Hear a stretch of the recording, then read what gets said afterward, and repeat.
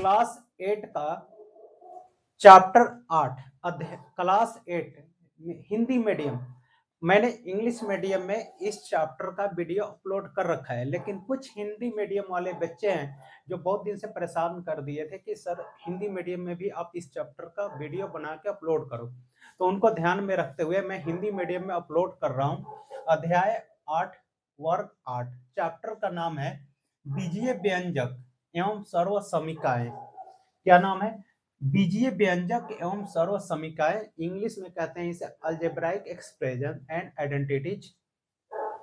अध्याय 8 वर्ग 8 का हिंदी मीडियम है, प्योर हिंदी मीडियम में। तो सबसे पहले हम इसमें पढ़ने से पहले एक चीज याद करते हैं। क्लास 6 में भी आपने पढ़ा होगा और वर्ग 7 में भी पढ़ा होगा, वर्ग 6 में भी पढ़ा होगा, 8 में तो आप हो ही। तो आपको मैं बताने जा रहा हूं, मान लो कि 4 है और वो x है, तो इसे बोलते हैं इंग्लिश में कांस्टेंट, हिंदी में बोलते हैं इसे नियतांक, नियत या नियतांक। इसे बोलते हैं वेरिएबल, वेरिएबल हिंदी में कहते हैं इसे चर। क्या बोलते हैं? चर। तो इंग्लिश में कितने अल्फाबेट होते हैं? 26 होते हैं। ए से लेके जेड तक कितने अल्फाबेट होता है? 26। चैप्टर का मतलब समझ लो बीजीए। अगर किसी भी मैथ्स में ए से लेके जेड तक ए बी सी डी कुछ भी आए तो उसे कहते हैं बीजगणित। बीजीय व्यंजक मतलब हुआ आपका, जैसे आपका 3x + 4y + 7, इस टाइप का कोई भी सवाल मिले तो उसे बोलते हैं व्यंजक। और सर्व समीकाएं इसलिए कहते हैं कि अगर इक्वल टू 0 लग गया तो ये हो जाता है आपका सर्व समीकाएं। तब हम बात करने वाले हैं कि आपको चर और नियतांक में फर्क मालूम होना चाहिए। तो जैसे मान लो आपको मैंने यहाँ पे लिखा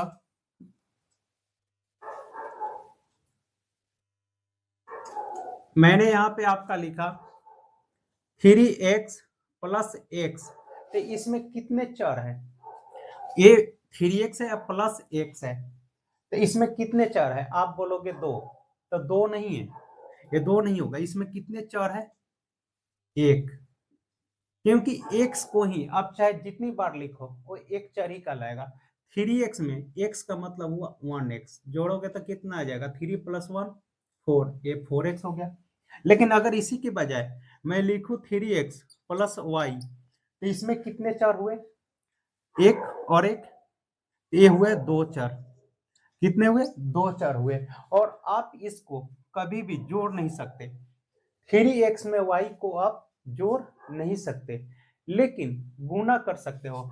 अगर आपको मैं बोलूं कि अब आप 3x गुने y करो, तो आप इसको लिखोगे 3xy। गुना कर सकते हो लेकिन जोड़ नहीं सकते हो, घटा नहीं सकते हो, भाग कर सकते हो। तो ये होता है आपका बीजीय व्यंजक का कुछ परिचय जो आपको मालूम होना जरूरी है। बाकी जैसे ही हम एक्सरसाइज करेंगे उसमें आपको समझ में आ जाएगा। अब इसमें आपको पढ़ना है व्यंजक को जोड़ना कैसे होता है और घटाना कैसे होता है, तो वो भी हम देख लेते हैं, एक दो उदाहरण।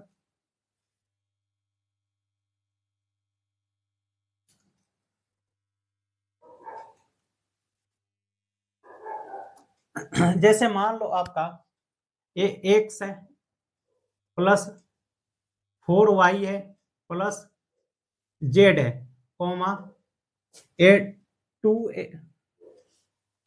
कॉमा ए इरेज गीला हो गया। अब यहाँ पे ये आपका जेड लिख देता हूं, मैं डार्क कर देता हूं। ये आपका हो गया,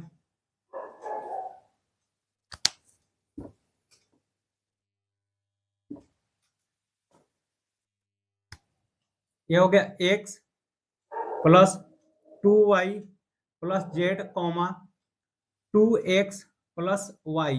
इन दोनों को क्या करना है? आपको जोड़ना है। क्या करना है? जोड़ना है। तो कैसे जोड़ोगे आप? पहले लिख लो x + 2y + z।